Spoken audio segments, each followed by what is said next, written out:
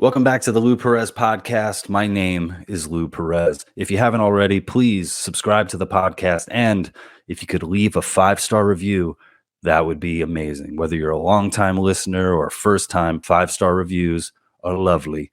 And I just might read yours on the air. How about that? A lot of big things happening. One of the biggest is I have a book coming out. It's titled That Joke Isn't Funny Anymore, and it's going to be published by Bombardier Books, Post Hill Press. So that's coming out later this year. To stay up on release dates and all that, please check out my newsletter at thelouperez.com. And you can also join my community at thelouperez.locals.com. If you haven't been on Locals yet, if you join up, you get to listen to my podcast early. You'll get to watch my sketch comedy early. And also you have access to exclusive content and me.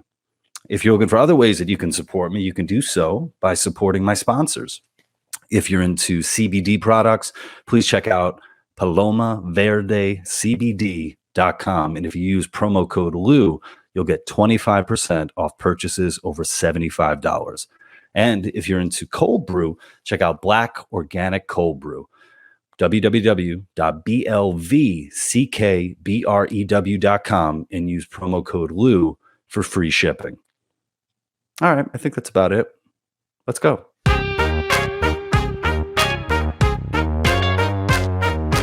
I'm very excited to be joined by my next guest. His name is Steve Salerno. He's an award-winning essayist, and he has a book that I read back in the day, I think when it came out in 2005. And it's called SHAM. SHAM, How the Self-Help Movement Made America Helpless. And if you look, for those of you who are just listening, I'll describe it. There's a receipt. There's a barcode here from the Strand, which is a great bookstore in New York City. And I haven't been in a bookstore in forever. So this is bringing back a lot of memories to me. And Steve, thank you so much for joining me. And it's a trip that I got you on this podcast. So thank you. I appreciate it, Lou. I just want to say, as kind of a caveat, I've got a crushing migraine, so you can tell your guests that he's better when he's not having an aneurysm. You know? I'm more coherent, but other than that, I'll do my best to fake my way through it. Yeah, normally if I'm not the one causing the aneurysm, then I'm very, I'm like very offended by that. Yeah. No, that's not you, man. Yeah. So one of the things that Steve is going through right now that I just found out is he is in Twitter jail. And Yes, so, Steve, maybe you could explain so what the hell is going on, man? It's bread and lukewarm water twice a day. No, I this woman, we have this tsunami in Tonga, and we are sending aid, and the Red Cross is going over. And this woman tweets, you know how it is nowadays with the white savior, like you can't do anything right anymore. I don't want to make this whole thing about that, but I tweeted to the effect, she's offended that we're sending aid and kind of making it about American aid. So I told her to just go jump in one of the bacteria-laden, streams going down the street, and then go jump in the volcano that erupted. Mm-hmm. Twitter, she must have reported me to Twitter, and they said that I was urging self-harm. Wow. So go jump in a volcano is kind of like an update on go jump in a lake. And, I obviously, to me, was obviously not meant seriously as a suggestion that she should kill herself. But I'm on probation now. And what I did was, rather than just delete the tweet and say, okay, reinstate me, mea culpa, I have filed an appeal. And I learned now that when you file an appeal, you are off Twitter till they get to your appeal. So this is an indeterminate amount of time. I don't know how long I'm going to be banned. So we'll see, but I'm not going to delete the tweet. It's stupid. It just doesn't make any sense. Yeah, it's very silly. Also, now I just want to know how close this woman lives to a volcano. Well, she apparently has something to do with Tonga. Maybe she's a Tonganese. Is that what they call people from Tonga? No clue. I don't know. But she was very offended at first at the idea that we're getting credit for sending aid, which to me is a humanitarian effort. And then she was apparently offended by my tweet where I told her to go jump in the volcano. So that's where we stand. We'll see what happens. But I'm not deleting it. If I'm off Twitter forever, so be it. What's wild? I didn't even know that Tonga was going through something right now. I had no clue. And according to this woman, I would never have found out because you and I wouldn't even be talking about it right now. Yeah, it's a crazy phenomenon though. It's like there are people on Twitter, you know this, every single day that libel or Hitlerize 60% of America, and there are no repercussions. I mean, you can say practically anything if you come from the woke side of the spectrum. But if you even respond to that, the slightest bit, and especially if you do it in a way that they consider obnoxious, you're banned. So it's very one-sided, like a lot of what's going on. I mean, I'm in an academic environment, so I have to be careful there too. You have to watch what you say. Yeah. How long have you been teaching writing, journalism? Yeah, I got my first job was offered to me in 1997 at Indiana University. I was there for about 3 years. And since then I taught at Lehigh, Muhlenberg, and now at University of Nevada, Las Vegas. So it's been a trip. Wow. Yeah. Wow. It's called the Steve Salerno Looking for Work Without a PhD Tour. Because I've been lucky enough to get employed at schools that normally have very high criteria in terms of having those letters after your name, but all I have is a lowly BA. Yeah, what is that like competing, I guess, with a lot of people with credentials where you have? Yeah, I actually used to. I used to on my resume or my CV, as we're supposed to call it in academia. I actually had lowly BA. I had that listed on my. I said I have a lowly BA until my dean at the time says, "Look, don't be an asshole. Knock it off. We get it, But right. But I get jobs because I've had a fairly distinguished career out in the real world. So I'm hired in as what they call a professor of practice. So whereas the other guys specialize in all the academic nuance, I just try to impart to students how I got it done and actually made a living at this for X number of years. So it's tougher now, but there's still so many people who want to be writers. Yeah, on Twitter, actually, in the lead up to this conversation, you brought up the fact that so much has changed when it comes to writing as a career. In particular, how much you could even expect to make. Well, we talk about inflation now and how expensive everything is. So consider that in this context. My very first magazine piece, I sent a story. I used to sell mirrors in Harlem. I was the only white guy you saw in Harlem after hours, except for cops and firemen. This is 1972 we're talking. So it's not like Harlem today, which is kind of a glamorous place to be. So I wrote a story about that, sent it to Harper's Magazine over the transom. They bought it, and they paid me $4,500. That was my very first magazine sale in $1982. You can't get that today. I mean, unless you have, you're a top tier, John Grisham, people like that get large magazine assignment. But my students coming out of my students who send out their very first pieces, they ain't getting $4,500. They'll be lucky to get $500. Yeah. So at a time when everything else has inflated hysterically, writing fees are probably a third to a fifth of what they were when I started 30 years ago.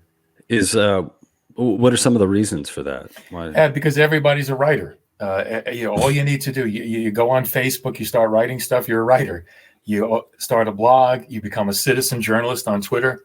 The competition is absurd, and it's a seller's market in the sense of like the editors, for every single job, every single opening, there's probably 1,000 applicants.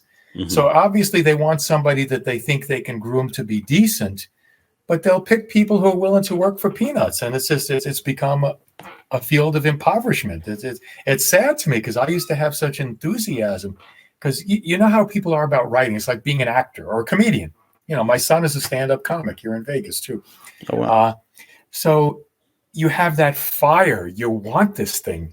And because you want it so badly, if the market is glutted, you're willing to work for slave wages just to do it. So that's the situation we're in now. Magazines have their pick of thousands and thousands of people to do any given assignment. And if it needs work when it comes in, they polish it in the office and that's it. They pay you your 10 cents a word and you're gone.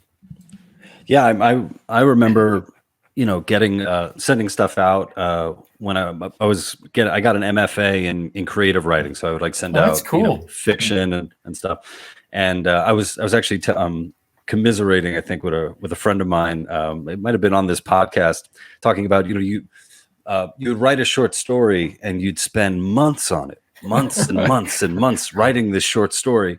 And then you would send it out, you'd submit it to all these different literary magazines. And all of them, for the most part, would say, don't send this out to everyone. We want, send it to us. And then when you hear a yes or a no, then send it to other people. But you never did that. So then you wait months and months and months to get a response. And then if, by the grace of, the writer gods, it gets into one, you'll get paid like maybe $25, maybe, sad.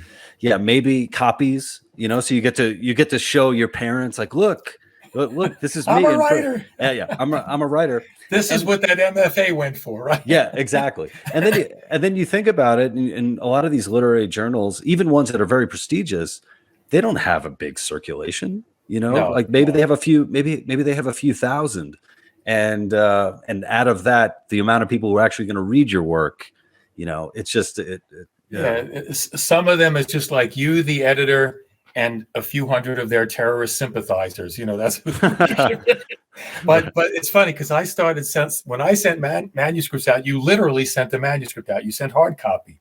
And if it came back at all, it would come back looking like they strapped it to the landing gear of the plane. It was just all tattered. And it was just there was no TLC, but at least in those days, if you scored, I was lucky because I had my first success in a prestigious magazine. I started working for Esquire, Playboy, when those magazines really had the cachet and they paid. But that doesn't exist anymore. You can work for Esquire now and get $200 for an assignment. The New Yorker pays $250 to $500 for a full-length online piece. It's absurd. Wow. Yeah. What did you have a beat? Why am I teaching people to write? Yeah. Did you have a specific beat that you like to cover? You're right. No, because the first piece I sent out was first person. It was my experience. Okay. I tended to get a lot of license from editors to write other kinds of first person pieces. So I did a lot of that. My favorite piece that I wrote was about organ donation. I wrote that for Playboy, and it wasn't the organ you think. Yeah, you know what? You knew what I was going to say. It's because you learn stuff, but they ran it at 8,000 words, which is ridiculous for a Playboy piece, but it opened a lot of eyes. Because did you know, Lou, you could be dead in Minnesota and still alive in Ohio? Because the protocols determining when they stop working on you to try to restore a heartbeat vary from hospital to hospital even. And I thought it was imperative that young guys who generally are the ones who become heart donors know this, before they check that little box. So I've learned a lot. I've got an opportunity to do some work with some wonderful editors, but they're all either retired or dead now. So, it's a lot easier now to make inroads. All the people who are passing judgment on the manuscripts are, they're 26-year-old people right out of college themselves. They don't have a reverence for the tradition of the field the way it was when I was younger. Yeah. So, and Joan Didion just passed away. Yeah. Were you? Did you like her work? Oh, I was a fan, of course. I mean, she's from that generation. Joan Didion, Tom Wolfe, Gore Vidal, the writers, the people who basically invented what they call the new journalism. And there's good and bad about that. But at least it gave a lot of us the freedom to express ourselves and interpret life according to the way we see it. Now, that's fine if you're a magazine writer, but the news shouldn't do that, which is my big problem with the media right now. I teach media ethics, which I kid with my students. I say it's a subject that has no real world examples, but I scour the media every day looking for examples of ethical behavior. And I'm watching NewsNation now, which I think is better than most of the others. It's promising, but its viewership is so small. We'll have to see where it goes. I didn't know about Tonga, and I didn't know about NewsNation. What is NewsNation? We got to get you. NewsNation it's an alternate news. It's kind of a response to the war between CNN and Fox. Okay. Where you're either on one extreme pole or the other. They generally play it right down the middle. It is worth watching, Lou. I mean, you will see a different style of coverage. It's really funny. They claim to be providing objectively covered news. And I'm watching this and I'm saying, this sounds right-wing to me. And I'm thinking the reason it sounds right-wing is that we're so conditioned to just hearing the left-wing narrative all day long from the regular mainstream news. The New York Times now, they won't even cover. Like, for example, did you see? You saw the hostage taking. The hostage taking. Yeah. Did you see now? He's a British man. That's how they described him. He's a British guy. So he's British in the same sense that half of the 9/11 hijackers were German, I guess. It's just Right. So they try to sanitize things. They cherry pick what they want to cover. It's very difficult for me. I believe strongly in giving people the information and let them decide. It's very difficult to take that mantra today and apply it in journalism, because if you're on Fox News and you say something nasty about Trump, people switch channel. If you're on CNN and you say something nice about Trump, they switch channel. So it's all driven by viewer preferences, and it's a very unfortunate phenomenon. Mm-hmm. Yeah. I remember I read something. How long ago was it? It was an article describing the police shot a man. Okay, Mm-hmm. so that was one of the openings, and I think they shot the man like near the police station, right? Which was wow. Obviously, you could be a lot of cops there. A lot of people could have shot him. And then you have to read about eight or 10 paragraphs down to find out that the guy had a knife and went there to attack police specifically. That's why they shut him. They're trying to shoot people right in front of police stations now, because it makes it easier if the protesters don't have to travel as far to burn something down. It's more convenient. But like even Jacob Blake, he's a hashtag now. He admitted, I was reaching for my knife. So, you reach for a knife with a cop standing there, you're probably going to get shot. Yeah. Yeah. But I remember when that happened, I think I said, look, guys, you only have a few more riots left. Okay. Yeah. You have maybe 2 or 3 more. You got to really, just be a little selective. Yeah. Well, it's sort of like riots or like, online dating, where it's like, you just, okay, we'll just, it's just endless supply. Just keep, just keep doing it. When Joan Didion passed away, I was reminded of when I was in college. I got to read one of her collections, "Slouching Towards Bethlehem." Yeah, and now I just started reading the White Album too, and it's one of those things where I guess that's one of the great things about great writing, in that it's always there for you to pick it up, but it's sort of like, oh man, I had to be reminded of how wonderful this writer was because they happened to pass away. Yeah, sort of well, that also factors into what you were saying about, like, if you sit down now to write a book, say you finish your masterpiece, your 75,000 word book. Nobody sits down to read 75,000 word books anymore. We want to listen to it in the cars we drive, maybe, and that's not the same experience. And then the first thing you got to do is get an agent, which is almost impossible to do unless you already have an agent. It's like the old catch-22 about how do you get a job if they want experience. So the whole field has become, but the attention span isn't the same. I teach journalism. I ask students where they get their news. Twitter, Facebook, that's where you get your news in journalism.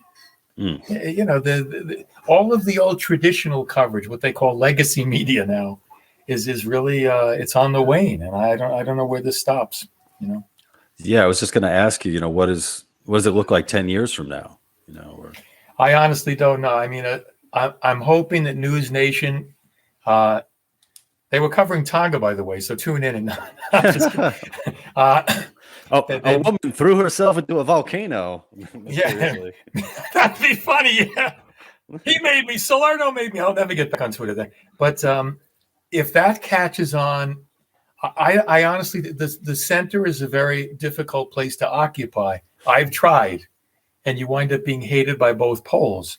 So we'll see if NewsNation can create an audience that really just wants news delivered straight. Mm-hmm. And then maybe that'll make people realize in the other media that I saw a wonderful interview. NewsNation, Dan Abrams, who's one of their main guys, interviewed Ted Koppel. And even Ted Koppel was bemoaning, like, well, where does this end? I mean, where is actual journalism now? Not agenda, not narrative. And for more people like Koppel to come out and say that, if NewsNation is successful, maybe then people will slide backwards towards what journalism is supposed to be. But if it's going to be completely audience driven, I don't see any hope, because we pick news today the way we pick comedy. if you know a good comedian's in town, you like his work, you go see the comedian. We do the same thing with news. We don't want to hear anything that disrupts the worldview that we went to listen to the news with. So it's difficult. Yeah, so much of it is personality driven too. Oh, absolutely. It's like I trust this person because I like them. Therefore, anything that they say, I'm going to be okay with. Yeah, I was skimming through SHAM before we got on this call, and I came across a name. I was like, I can't believe that you had written about this woman, Marianne Williamson, who ran for president, was at one time called the Mother Teresa of the 90s. And she's a very new agey woman. And I had I didn't know about this. Her history. Yeah. She developed a huge following. Like, she started off giving these little impromptu lectures in Starbucks and places like that. And then all of a sudden, the venues got bigger and bigger, and she became an authentic spiritual guru. And even when she ran for president, she would tweet things like if there was tension in the world, and let's say North Korea launched another missile, she would say, pray for angels to surround the Golden Gate Bridge. And I said, well, I don't know that that's going to be a good defense strategy. But, she was very new age in her approach, and she got a surprising amount of coverage. The media loved her. She was lively copy, but, but I covered a lot of people way back when. I was one of the first people. I think I was the first person to write nationally about Tony Robbins when he was first launching his firewalk experience in California. And he certainly came a long way. Well, yeah, you wrote, the book came out in 2005.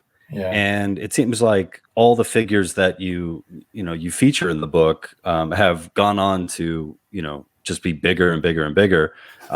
What do you chalk that up to? Well, until 2009, I think it was, when you remember James Ray, when he parboiled those people in his sweat lodge in Sedona. That was kind of like a setback. But everybody is so desperately groping for something, secular religion. We want to believe in something. And I think the main thing I covered in the book, to me, the main takeaway was the rise of self-esteem movement. And this, never let anybody take away your dreams mentality. Believe it, achieve it. And all that stuff that no one can prove works.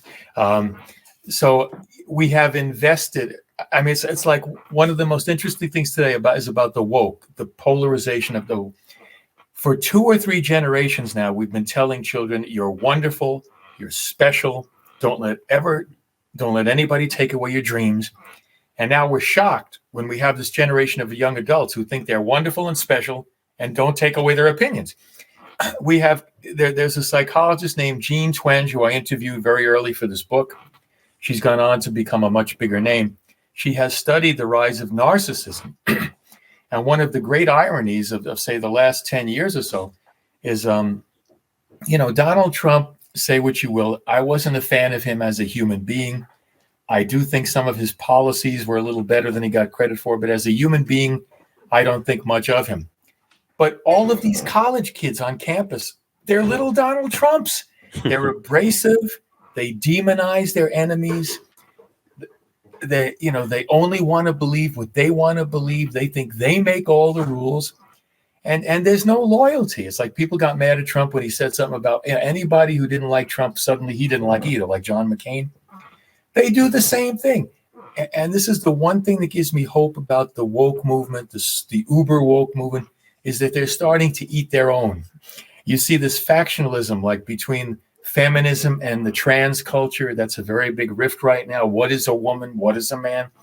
A lot of the niche stuff about Black Lives Matter is arguing with other people who are arguing for a broader lens on poverty in general. So, you're seeing a lot of the factionalism developing because everybody thinks that their idea is the only way to think. That's not sustainable. And inevitably, we need a consensus view of how to run a country. And so I don't know. It gives me a little hope that I see some of these fringe movements sort of starting to fight each other in woke life. But I see that as being all a creature of imbuing children with endless amounts of self-esteem. And there was a school district in the South, I write about it in the book. It was one of the most impoverished and worst performing school districts in the state. It was awful. And nobody was reading anywhere near grade level.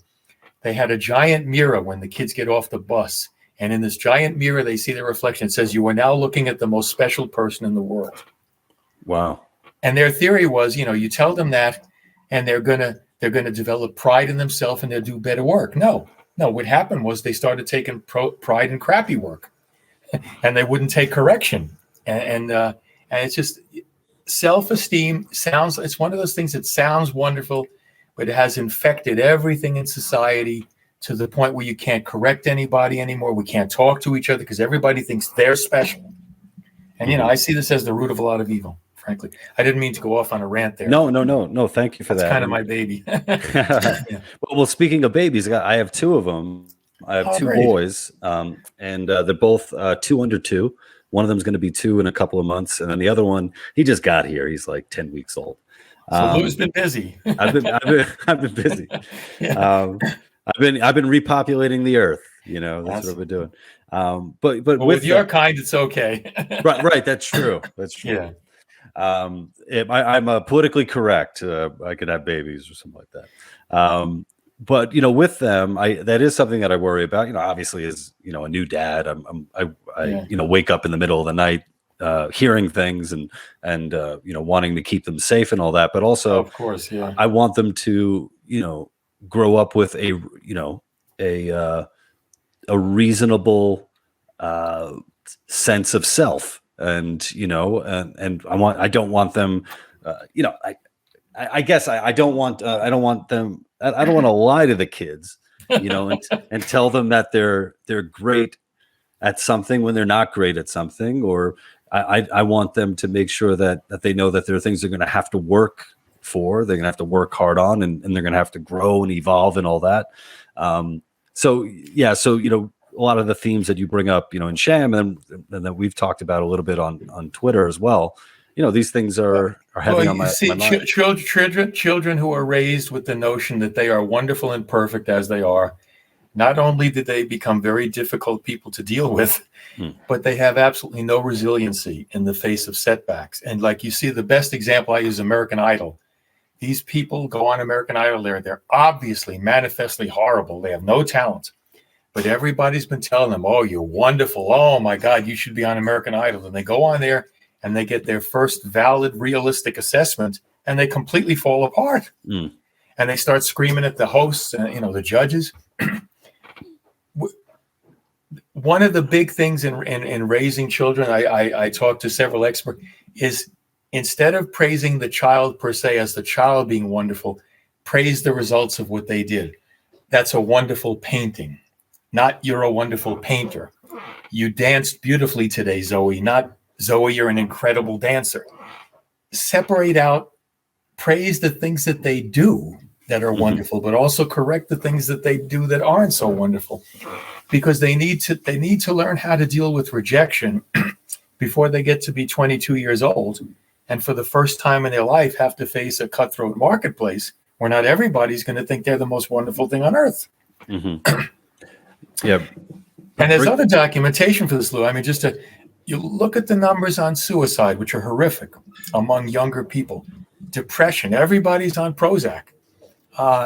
That's coincidence? I mean, if you raise people to think that there's never going to be a problem they can't overcome, and then they realize that's not true, it's very, very hurtful. It's very destructive to the psyche. I think that you can link a lot of that. I mean, I'm not saying this in my own voice. I interviewed people for the book who are very plugged into psychology and what's been happening in trend lines. And my distillation of what they said is that a lot of this traces back to imbuing people with a false self-image. That's all.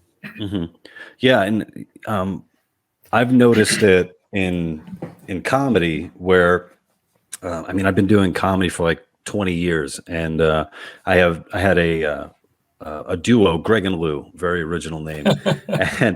And we would put on, because my son's name is Greg. There you go. Oh, is it Greg Salerno? Okay. we would put on 2-man shows, live sketch comedy shows, and also do videos. And just to get a sketch into my own show, the amount of rewrites I would have to do to get it into my own show. This is we're not trying to have Paramount produce this thing. It's our own show. But we came up learning comedy and growing as comedians and writers in a time where the idea was, no, you're going to have to edit and edit and edit. You're going to have to put it up live. You're going to see what works, what doesn't work. You're going to have to change things, or you're going to have to cut it completely. And I've had dealings with younger people who I don't know how to explain it other than I think they think their first draft is the masterpiece. And it's like, no, that's just, sorry, you got a lot of work to do. That's why so many comics, even the bigger ones to this day, still do open mics, or they do the local clubs to see what works and what doesn't, try out the material, because to just assume that you wrote the great masterpiece of comedy is, it doesn't work that way. It doesn't work in anything. Yeah. And also to take notes and not to take them not as like a personal affront, but but with the idea of, oh, this person's trying to make me better. And I've had really good experiences with Spiked Magazine, which is an online magazine out of England. Yeah. And working with their editors, for one, they publish it in actual English, so color gets that extra U, so they have to change the spellings of my words. But but even beyond that, they have a very good idea of what their audience is, and they're able to help me edit my work to fit, that it works with their audience. And I look at it as like, oh God, this is great. If it's going to make the work better, awesome. Can I tell you a quick story that involves a word of profanity? Sure, go for it. This goes like my students. You have to be so careful. They expect such TLC. And I try to explain to them that people in the outside world are not obliged to read every word you write. If you don't grab them with the first few lines, they reject you and move on to the next. They find that offensive.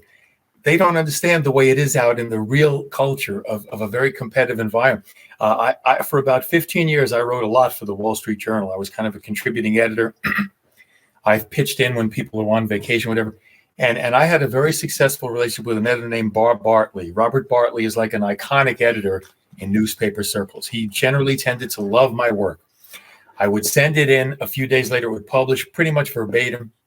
But this one time, I send the story in, and we use fax machines in those days, and nothing came back like what would happen is I send it in, I get a fax copy of the final edit back with almost no changes, and then it runs.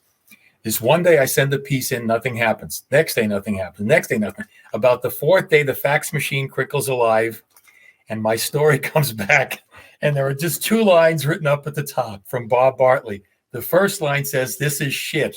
The second line says, "Please convert to non-shit by 2 p.m. Tuesday."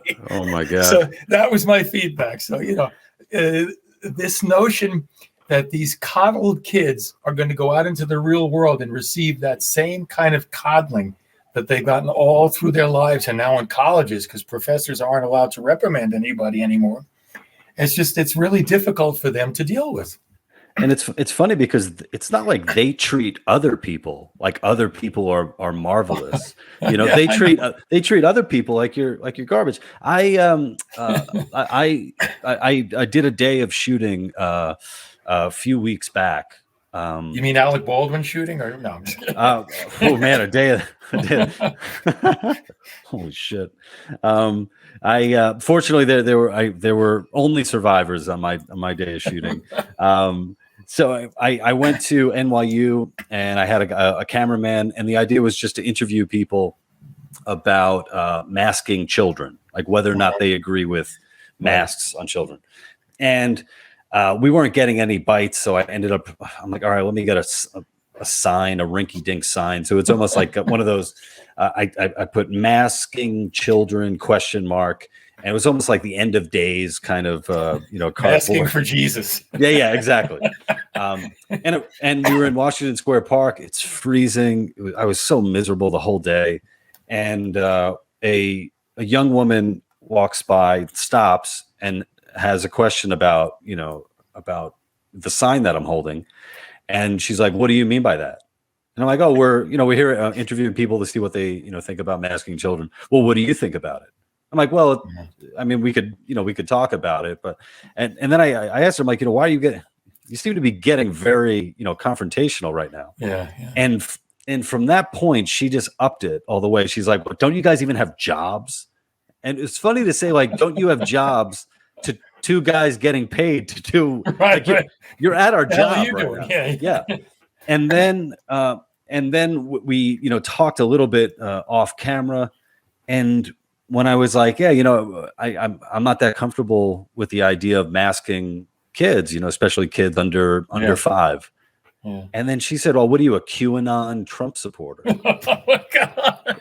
It's like, how do you jumped from me being, not feeling comfortable masking children to I'm a QAnon person. And what became clear was this is a person who's very used to living in whatever bubble she's in. Yeah. And that there is no conversation whatsoever. And she's, very comfortable with dehumanizing anybody that stands in her way. She chose to stop and speak to me, Mm-hmm. I think clearly you should mask at the moment of conception. I think that's when children should be masked for the first time.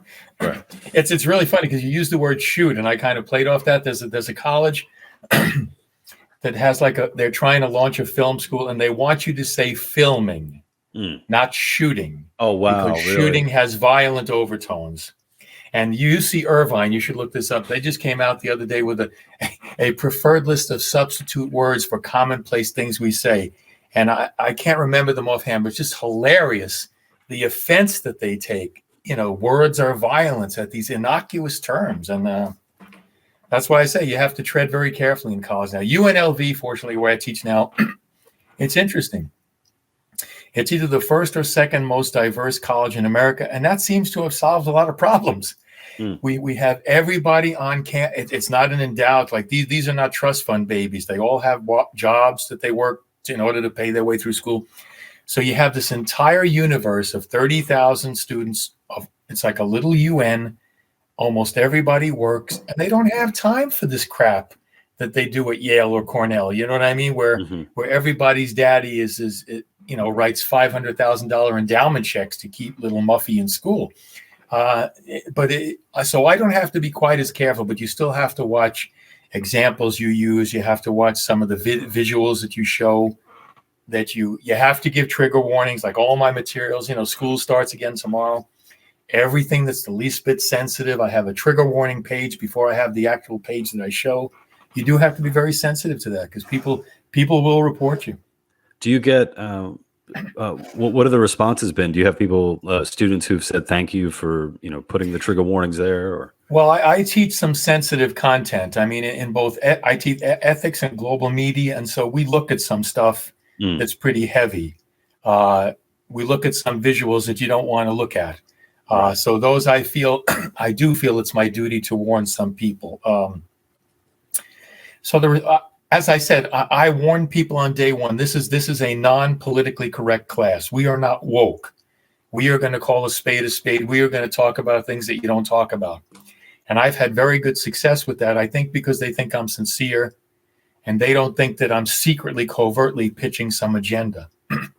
I'm an equal opportunity critic. I'll criticize both sides if I think their logic doesn't stand up. So I think I get away with a lot that some other professors are afraid to try. But I still am careful.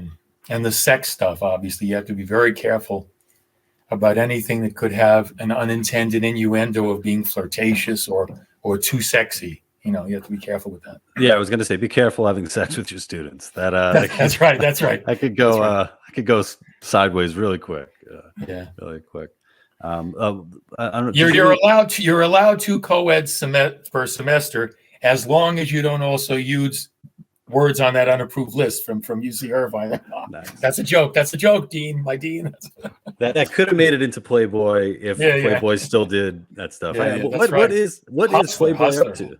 Yeah. What's Playboy up to? Basically, They don't really. It's an online thing, and I mean, when pornography came online, Playboy's whole franchise was gone. If you could just, go onto Pornhub or whatever free, what do you need Playboy for? So, right. It's a shadow of itself. And the unfortunate thing is that the massive 7 million circulation at its peak paid for a lot of really good writing. It's an old joke. I buy it for the articles, but wonderful. I mean, I wrote for Playboy, not including myself in that group, but the best of American writing at that point was in Playboy magazine. Arthur Miller, Tom Wolfe, great writers wrote for Playboy. I don't know. Yeah, it's sad. You don't have the pornography in Playboy, if you want to call it that, kind of had a redeeming value because it presented to people writing that they would not otherwise read. So we lost that way of sliding people into the genre, Yeah. You brought up Tom Wolfe, and I've had the pleasure of reading some of his work, and of course, it happens after the man dies. The man dies, and then I discover his work. Radical Chic is incredible, and was it Mau Mauing the Flak Catchers? I think the two are published together, and he wrote one that Electric Kool-Aid Acid Test. Did you read that? Yeah, I haven't. No, I haven't read that one about Ken Kesey and the Merry Pranksters. He has a thin book called The Painted Word that I think is brilliant, and it's about, I guess, the modern art or bullshit art is probably the way to the way to put it. And he has a great line in it. He says that it used to be seeing is believing, but now it's believing is seeing. Absolutely.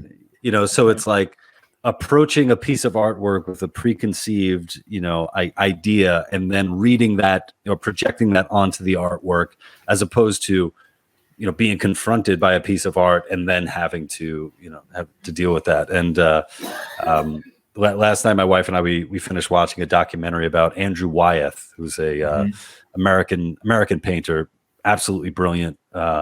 And there was a little bit of drama for him in the 60s and 70s, where he's more of a magical realist or a realist painter, and then him having to deal with the critics who, are like, they want to see circles and squares painted as opposed to a family in Maine. Exactly. They want Pollock. They don't want this incredibly vibrant family in Maine being painted. But what you just said is so profound because it applies across the board culturally. Believing is seeing. Yeah. We see what we think we see. We see what we want to see. To me, it's incumbent on the news to, like, for instance, George Floyd. There was no way to watch what happened to that man and not be appalled. I cried. I mean, it was horrific to think that somebody would be so arrogant to kneel on that man's neck for 9 minutes.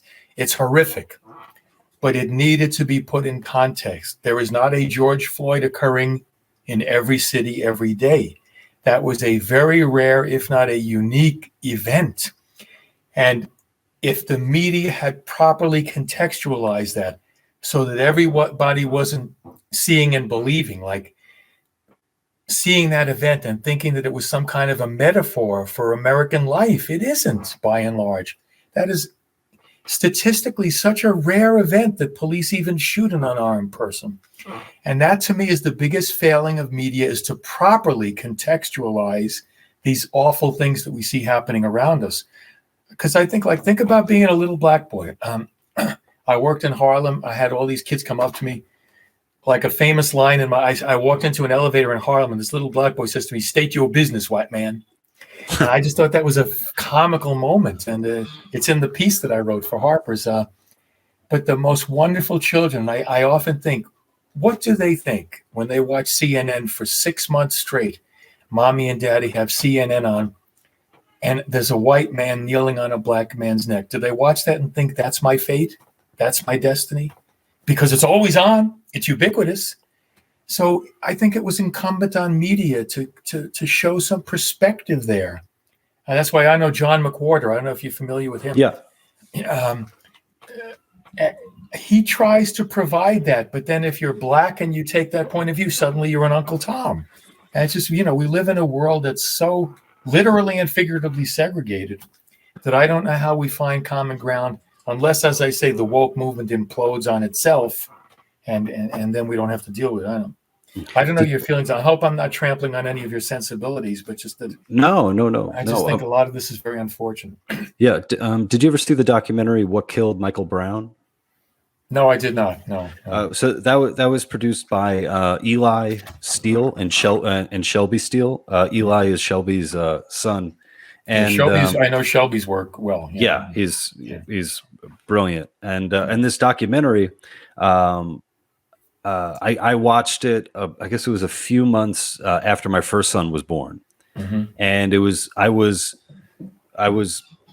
confronting this documentary at a time when I just became a new father. And this story is just so much about just the harm done to so many young black men in America, in their communities and all that. And just the human potential that's just absolutely that's just tossed away. It's heartbreaking. It's absolutely heartbreaking. And to see, sort of the depth of what could have been a really important conversation just kind of thrown away, and instead, we get a man dies in Minneapolis, and buildings go up in flames in California, or it states over. It's I don't know, it was a tough time in America for sure. During those months of unrest and all that. Hands really up, tough. Don't shoot. Yeah. I read Ta-Nehisi Coates' book, Between the World and Me, cover to cover. A powerful book, brilliantly written. But then I look, and it's written as a gift to his son. It is the most disempowering thing I've ever read. It's a man telling his son, a black man, a very articulate, brilliant black man telling his son, you will never be accepted. They'll never like you. They will look for any excuse to harm your black body. What an awful message to communicate to children when, yes, there are pockets of racism. It's like also the Ahmaud Arbery case was inexcusable. Whatever those idiots were doing with their trucks. But I don't see that as America. And people tell me I'm misguided. I just think that there's no reason to tell our children that they can't do something. Tell them it requires effort. Don't tell them automatically if they believe it, they'll achieve it. If that was true, I'd be down in Florida now getting ready to play shortstop for the Cincinnati Reds. if it was just believe it, achieve it. But, you should not be actively disempowering children by telling them you're not accepted, no one will like you. White people secretly harbor a grudge. I just don't believe that, Lou. I don't know. Maybe I'm naive, but well, I believe it was in that book that one of the examples that Ta-Nehisi Coates gives for overt racism is he and his son were on an escalator, I guess, in a movie theater, and there was a very rude white woman there, and Coates does this thing where he often kind of pops into the head of the other people, internal monologue, and gives them, interprets, what they're doing, and gives them that monologue, and it's sort of like, there's a chance that woman was just a bitch, but it's also quite it's also quite telling when you have such a such a negative view of the world and your son's future. That's one of the examples you have to go right, with. Right. Because that ain't even that bad. That's. Well, I think he made those examples because he's trying to point out that it even filters down into the minutia. That there's no escaping this oppressive cloud of white privilege. And I don't know. My personal history does not. My father, anecdotal evidence is always suspect, but my dad certainly didn't have white privilege. He had to change his last name in order to get work in a butcher shop, because they had signs in the window in those days, no WAPs need apply. It was a different world then. So my dad was not a man of white privilege.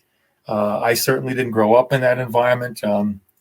I don't know too many people who did. People in Appalachia, there's an awful lot of poor white people in Appalachia. And that's why I say, if the media, I don't believe the media should actively, it's not the media's role to actively cure racism, but it is the media's job to show that these tropes and these unthinking parables like Ta-Nehisi and the escalator may not be valid, that there's more to the story. That's all. Yeah.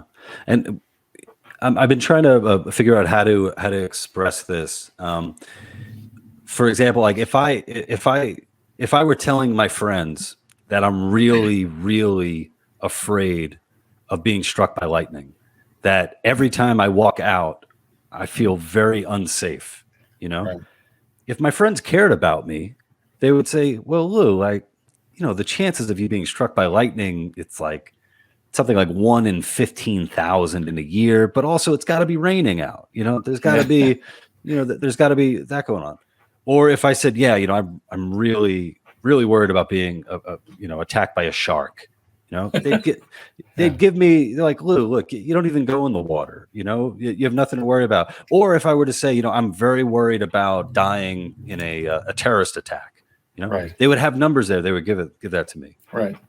And I think we would be in a much better place if, when someone were to say, you know, I am worried about being shot by a police officer, someone would give them those numbers as well, that data, and say, look, statistically speaking, this is what you're looking at. Now you know what the numbers are. Like, don't be as afraid, you know? And we don't get that a lot. I feel like that there's certain narratives that go, you know. I see that as the proper role of journalism, instead of this kind of like making a Lifetime movie out of everything that happens, and it's on every night, and you need a panel of 11 pundits to sit there and bemoan it and amplify the you know, the anecdotal nature. I just one thing though, I should tell you, you know, be very careful with sharks when there's lightning out though, because it makes them weird. Yeah, you don't want the electric shark, man. Oh, that's right. They're gonna come at you. You brought up baseball. Are you still playing? I know that you were playing in a men's league for a while. I played in the over 40 league till I was 65. Wow. Very proud of the fact that I made the all-star team legitimately when I was 64 years old. The next year I tripped rounding first base on a double and said, I'm embarrassing myself. I don't want to be like Willie Mays, you know, stumbling around the outfield for the Mets that last year. Not that I was Willie Mays, but my knees finally betrayed me. But I can still hit. I mean, I love baseball is my thing. It makes me sentimental. Like, I don't know if you ever read the famous Bart Chiamati essay about baseball. No. That, you know, it comes to us in spring when everything is new again, and then in the fall when everything's dying and we need it the most, it leaves us. Oh, wow. I mean, it's a very poetic, beautiful essay about. And my dad, I have a picture of my father handing me a baseball when I'm like, I couldn't be more than maybe 8-10 months old. And that everything in my life that means something to me is in that picture. My dad, a baseball, and there's a little dog at my feet. So it's kind of like the Andrew Wyeth version of Steve Salerno and everything that became his psychodrama as he went through life, you know? Yeah. My I love the sport though. Yeah. I told you about my comedy partner, Greg, and Greg, he played baseball up through high school. And then I think he had like a bad injury. I think it may have been both shoulders that he messed up somehow. And me too. Yeah. And he started playing men's league baseball again in his 30s out in Los Angeles. And it makes him so happy to be playing to the point where we used to meet up just like midday to go have a catch. So I'd go just have a catch with my friend, and I'd hit balls out to him. You know, he'd be in the outfield and I'd be hitting balls. Can you play, Lou? Can you play? No, I haven't played since Little League, but I could toss a ball and hit it on my own. I'm not too shabby on that. Now you just made me think of Field of Dreams. Want to have a catch, Dad? Oh man, now you're gonna get the waterworks going. Yeah. Baseball is one of those sports. I mean, I don't even know if you could call it. It's much more than a sport. You know, it's almost there's something almost spiritual to it. And I find that while I'm not a fan of like sitting down for 9 innings and watching the game or keeping up on everything. I absolutely love writing about writing about baseball. I love documentaries about baseball. And I love the joy that other people get from it. Kind of like how you described it as well. You remember that award-winning essay thing? One of the essays that won the award, I wrote a piece about my life in the batting cages. The batting cages became my church. Wow. And to this day, knees permitting, I'll still go. It's I've lived when I was 13 years old, I was an obese, disgusting looking, very maladroit, maverick kid. Like I didn't get along with anybody else. And my father one day took me to the cages, the Bataway in Brooklyn.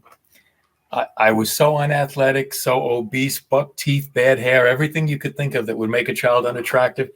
But he put me in the cages, and from the very first time I swung, I could hit a baseball. Wow. And that became my salvation of a sort. It's where I went to worship and feel like I offered life something, So, oh, man.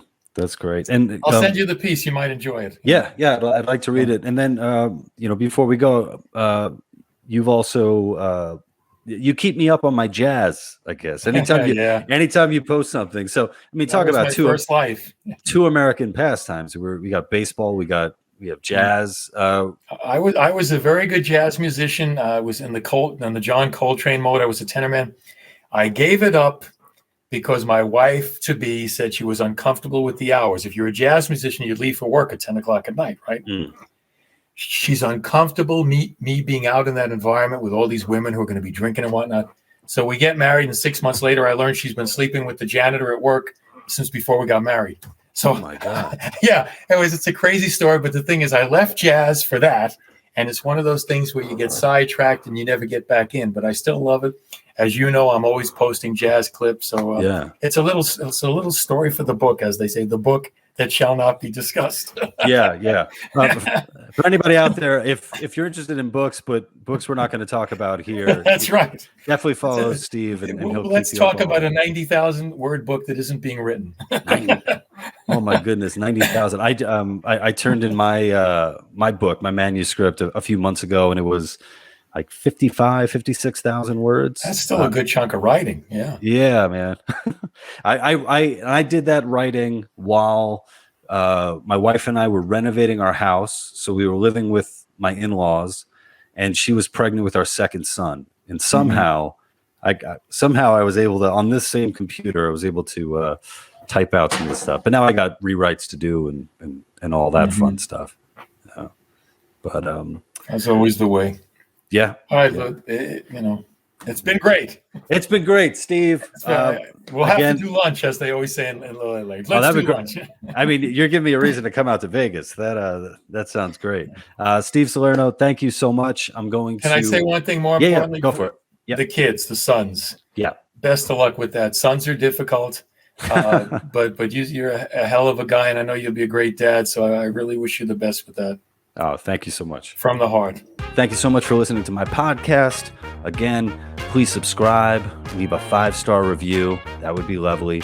Keep your eye out for my book, my forthcoming book, That Joke Isn't Funny Anymore. And please sign up for my newsletter at thelouperez.com. And if you want to support my work, join the Lou Perez community on Locals. That's thelouperez.locals.com. You'll get access to all my stuff before anybody else, as well as exclusive content, and of course, me. Be sure to support my sponsors, PalomaVerdeCBD.com. Use promo code LOU for 25% off purchases over $75, and Black Organic Cold Brew, BLVCKBREW.com. Promo code LOU for free shipping. Okay, I'm going to keep that in.